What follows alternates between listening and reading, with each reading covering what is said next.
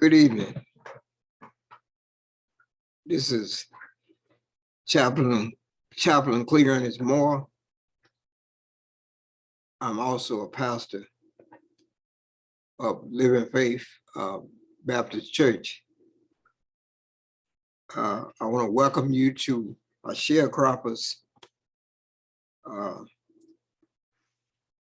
heart-to-heart conversation.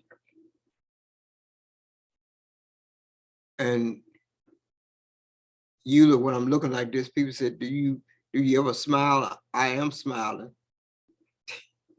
That's the best I can do. I've been like this all my life. I'm not, I want to say, I told you the last time I was did this, I was gonna smooth it out. But sometimes I think protocol gets in the way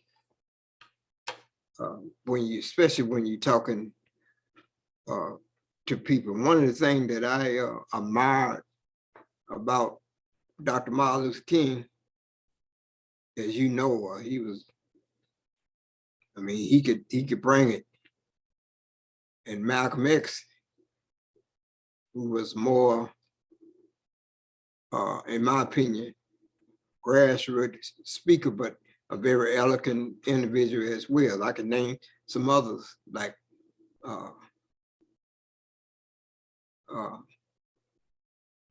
brother in South Africa before he died. But nevertheless, I told you that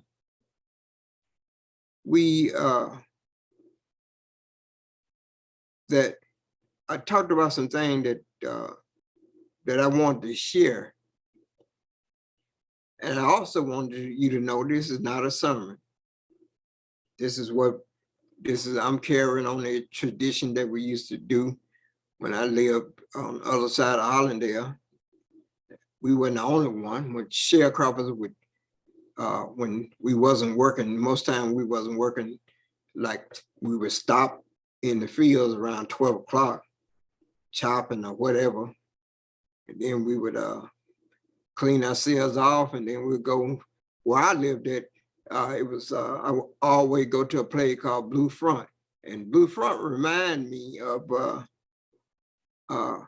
what you see in the African country where all the Black people get together and they would go to the different cafes, as we call them, and juke joints or whatever you want to do. And go in and eat go in and eat buffalo fish with mustard and hot sauce and bread.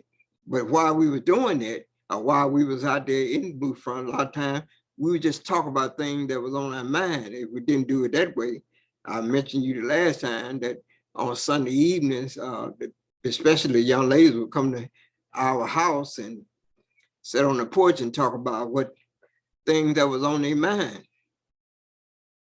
And this is what I'm doing.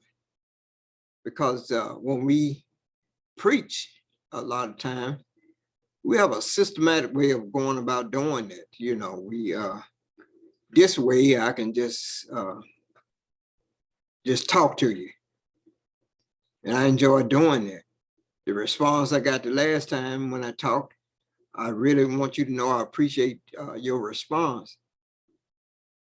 Today we're gonna talk about, briefly, talk about understanding your emotions. And also the fact that silence is our enemy. Yesterday was our regular church day, and I and several other people, I won't call their name, we had to sit around and do a group counseling with a young person who had been talking about killing themselves. And we were trying to get them, get to the root of it and get them to tell us what was going on. But what was happening was it was a lot of silence. The baby wouldn't talk. When I said baby now, I'm 70-some years old. This child was 15. And rather than talk, this person would cry. And one of the people who was talking to the baby. I'm saying that way because I don't want to identify this person as a he or she, because it's a real problem. Whatever gender you want to deal with, this is a real problem about the whole about this ain't the first time someone have mentioned to me about someone that was talking about a young person, very young person, talking about committing suicide. But the problem is that they don't, they don't feel like they can share. So they stay silent. And what they would do rather than talk is to cry. And praise be to God, we got a chance to get this baby to just tell us what was on their mind. And the question I want to ask you today, one, do you think silence is our enemy when it comes to revealing, when we keep things inside of us? And two, what should we do with our emotions? What should we do with our emotions? See, we live in a society that tell you that you're weak if you cry. You're weak if you share your emotion. You shouldn't share your emotion. Then we had the other problem where people will not share their emotion because because individuals who you share with a lot of times will open their big mouth to somebody else. Child, did you know so-and-so, so-and-so, or so-and-so, so-and-so did so-and-so. It's just like, so they don't have nobody to go to. And now young people seeing all this, I mean, I was going to do this conversation with y'all today, yesterday, but it was just too much for me to hear all these young people who got shot up. You probably heard about it in the news. And then individuals getting shot for no reason. And it wasn't just in one spot, it was all over. And that's not counting some of the things that's going on in my local area. We're going to come back to it. What is the purpose of your emotion? God created you not as just, created you to be a whole person, but what is the purpose of your emotions? Our teachers, and I'll be teaching this Sunday, a class to train some individual who want to be lay counselor. I'm taking the class. When I get through teaching it, then I would be certified as well. Now we're using textbooks to do this. Mental health awareness is an ongoing effort to reduce the stigma around mental illness and mental health conditions by sharing our personal experience, often because of misconception about mental health and mental fitness. People often suffer in silence and their condition go untreated. It goes untreated. I went to a men's health seminar Saturday morning, sponsored by Dr. Teresa Rash. She's a member of Delta, and Delta sponsored it, but she held it. And she invited a psychiatrist and a heart doctor and a DO and different individuals to talk to the men, but there was a lot of women there, and I was really happy that the women asked a lot of questions. The men were shamed, they suffered, and that's what we're talking about. They suffered in silence. They wanted. I know what I've done. I've gone to meetings, and I'm hoping that somebody would ask the question that I want to ask, so I can get my answer. And I think part of that was going on. But nevertheless, we suffer in silence. So I'm going to ask you today, how are you feeling? How are you feeling? We usually ask that particular question about a person's physical health, yet it is okay, it is valid to question, to ask a person about how are you feeling emotionally. Now I have a way of doing it is if I see someone that look kind of tired or whatever, and I say, you look a little tired. So how you feeling? That's my way of getting into getting this individual. And most time it's good. I mean, I get a response, and then we'll take the conversation from there because they just want somebody, as the lady said when I believe, no, that was in Louisiana, and the storm came through there and tore up a lot of stuff in her neighborhood. It just fortunately it didn't tear up her house. Only thing it did tore up some shingles and uprooted all the trees in her yard.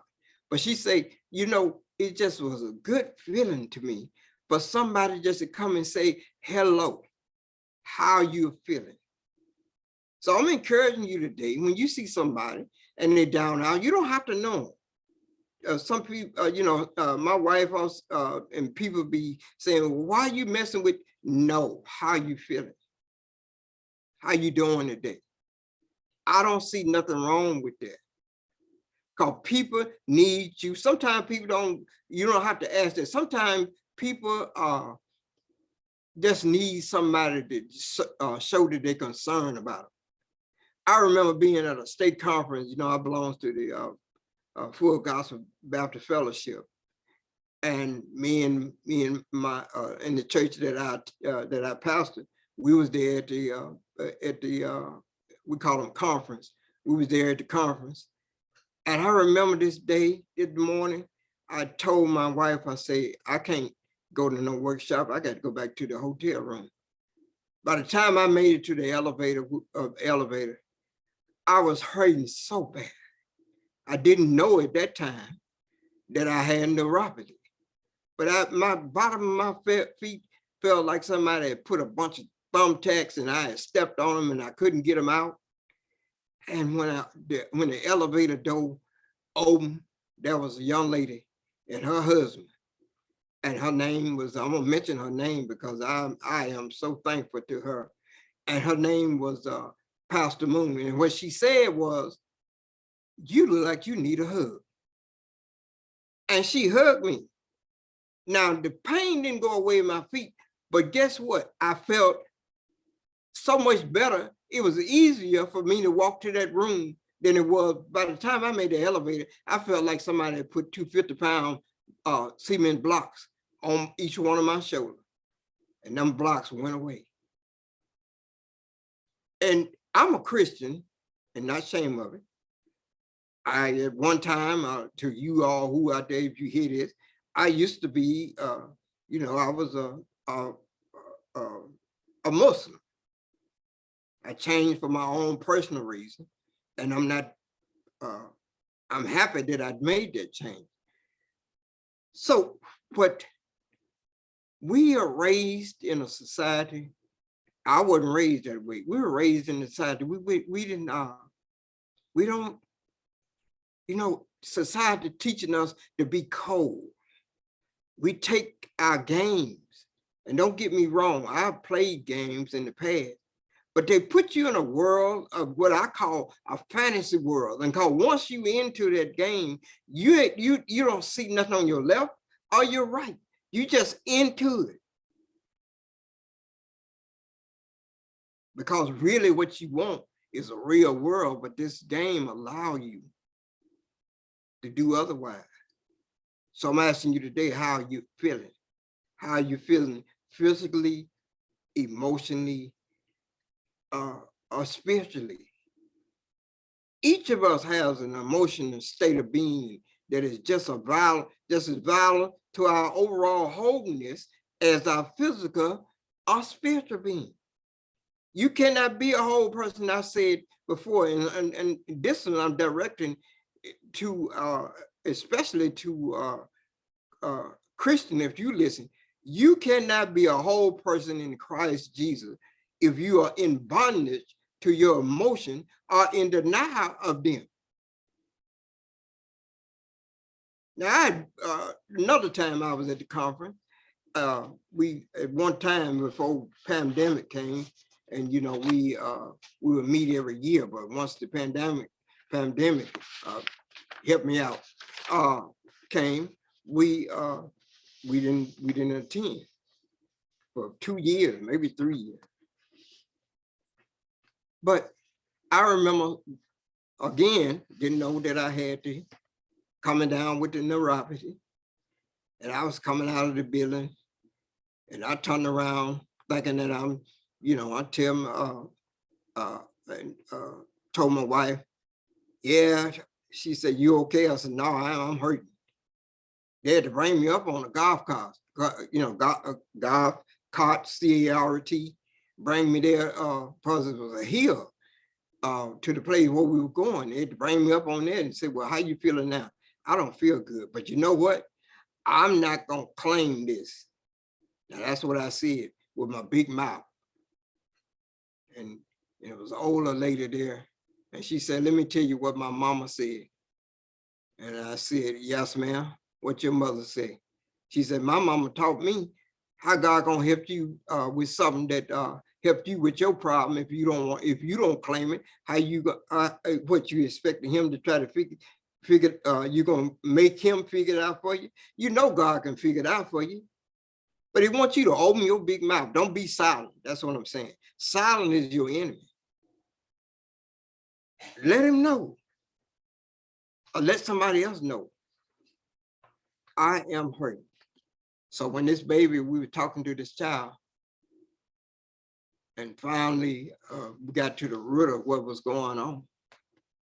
I won't go in details of what this was all about, but one of the things that I can mention that that was going on, it was several things, but I asked, I say, you get bullied in school, don't you? And they said, yeah. So then I had to address that question too. People bully people, other people. And sometimes the people who getting bullied will suffer in silence. So silence is your enemy. Is that right? An expression of emotion, of your emotion, is part of what makes us human. Emotions are a gift of God, who created each of one of us with the capacity to feel or express them. Furthermore, emotions are vital to our ability to communicate to others, the uniqueness of our personality. They are also a means of responding to God, to other people, and to life in general. And what I'm saying is that, see, I'm talking to you based on my experience. And like I told you before, I'm going, this June 16th, I'll be 73 years old. I remember at a school meeting, I went to a meeting because my son was attending this school. And we was concerned about the fact that the school, strange, didn't have no walls inside of it. They had cubicles, because some experts say you don't need walls. Yes, you do. My son is deaf. At that time, he could hear pretty good. But what he was hearing, instead of hearing what the teacher was saying, it was just one big old rumbling. Can you imagine that? Here's a person who can't hear, but what they do hear, it sounds like a bunch of drums going off all at once. And he didn't do this. And I'm pretty sure there was some other kid, because now we're just now discovering that a lot of children is suffering from autism, So they can't stand sometimes a lot of stimulus, they can't stand a lot of noise and whatever. And that's the reason now you see kids wearing that's not what they are. They're like headphones on their ear. But that's to cut out some of that noise and things that going on around them. It calms them, and then they're able to function. Silence. So this is a type of silence that helps a person. But then a lot of times when a child had this problem, they can't express what's going on with them. My point is that I was there. I had a concern. And I sit there and I listen to people instead of saying something. which I usually do, I did get up and I made a comment. And I never will forget what I was saying. See, you learn from your experience. I've learned from my experience. And the person said to me, you know what you said was out before everybody. What you just said makes a lot of sense. And I said, thank you. You know, before this, I didn't even think you could talk. See, silence prevented people from hearing what I had to say. And one of the reasons we don't talk a lot of time, because we don't think what we about, we think that nobody gonna listen to us. We think that what we got to say don't sound as smart as the other person or intelligent as the other person, but you got something to say. And you might not know it at that point. Say it. You standing there watching somebody make a cake and you notice that the cake requires eggs in it. And they standing there making the cake and they just whipping it up, and you saying to yourself, when they gonna put a couple of eggs in that cake, and you don't say nothing. And then when the cake get baked, cake get put in the oven, and you sitting there and the other people saying something missing from this cake, and you had the answer, but you didn't tell the cook. See, the cook could have been distracted while they were making it. They didn't think about it because it could have been something that they been doing all the time. So they didn't, it's no big deal to make a cake. I make them all the time.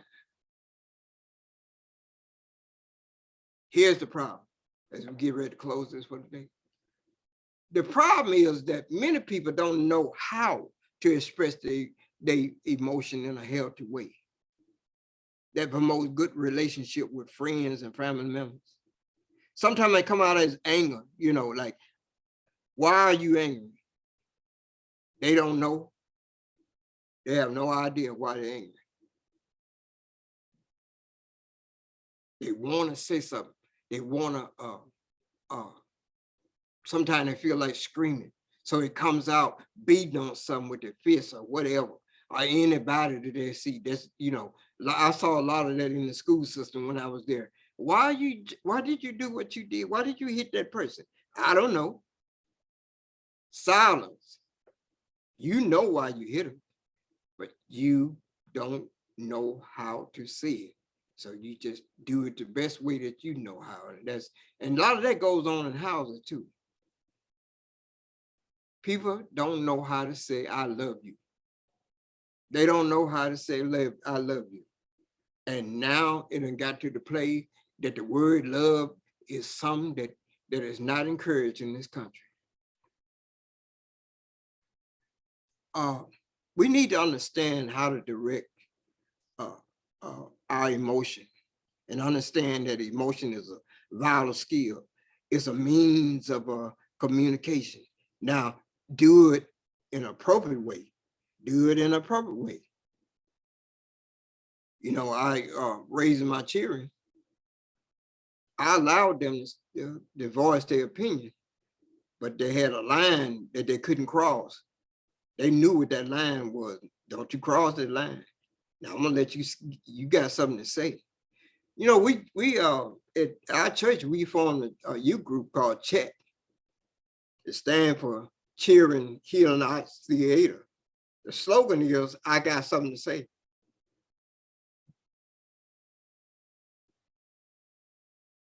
Because I feel like they do have something to say.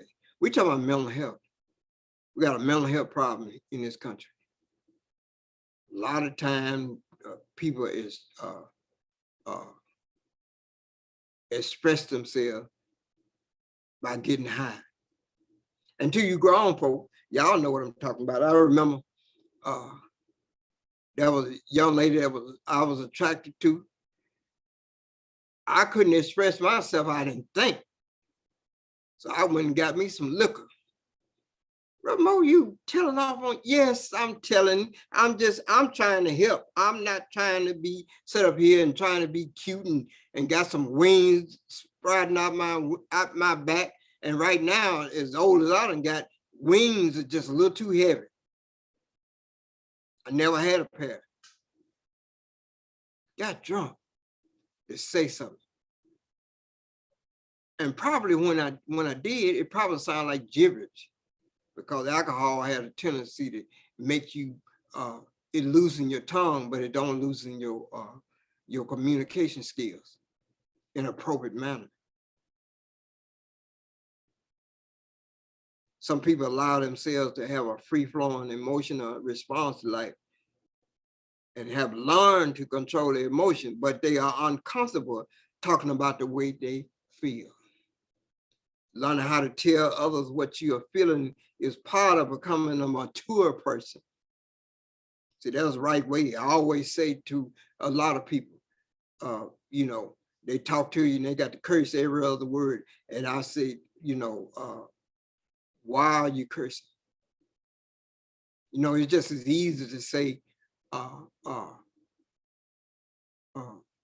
you trying to tell me that you got a limited vocabulary because that's the only reason you can curse? Are you trying to tell me this is the way I was raised and this is the way it's supposed to be? But then you're not supposed to, as you grow, you're supposed to, you don't necessarily have to reflect the environment that you was raised in when you're dealing with other people, because what God wants you, what did the Bible tell you? He wants you both in what? He wants you to be prosperous, but also wants you to be healthy. And one of those health is the healthy mind and a healthy mouth.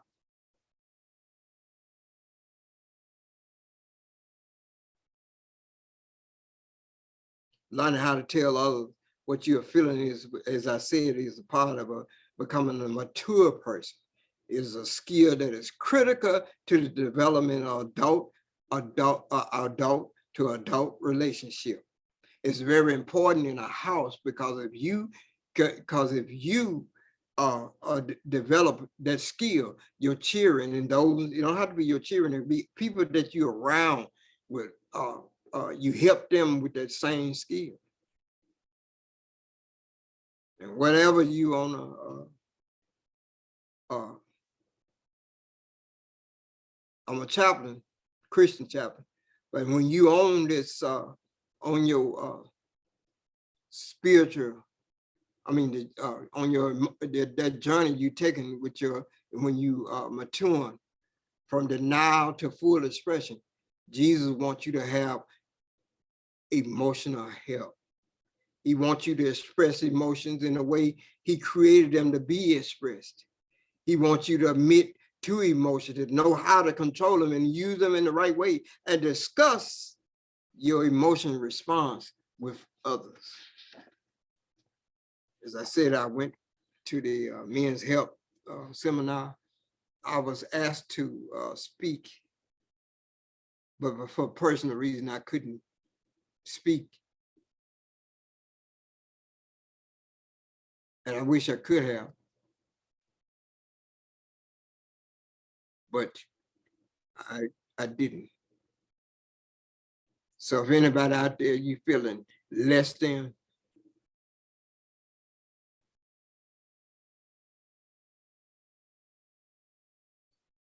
you know, learn to like yourself, learn to express yourself.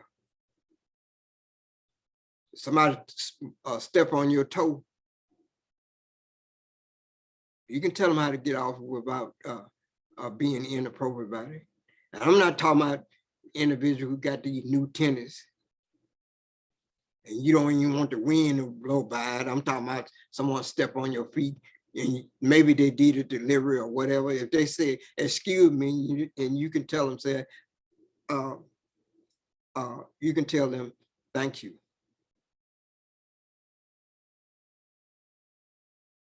Express yourself. In closing,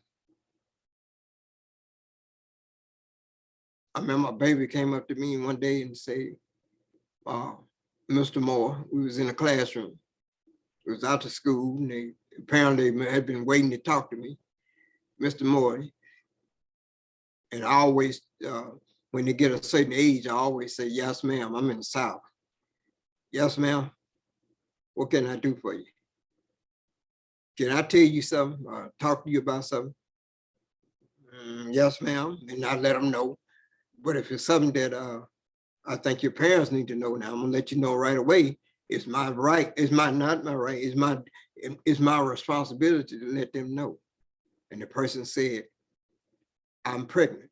And I said to they was being raised by their grandmother and grandfather. I said, do your grandmama and granddaddy know that you're pregnant? Yes, sir. I told them. Well, can you explain something to me? I know how you got pregnant, but why did you allow yourself to get pregnant? And they say, all my life, I felt ugly. And I said, well, I don't see an ugly child here. Explain this to me.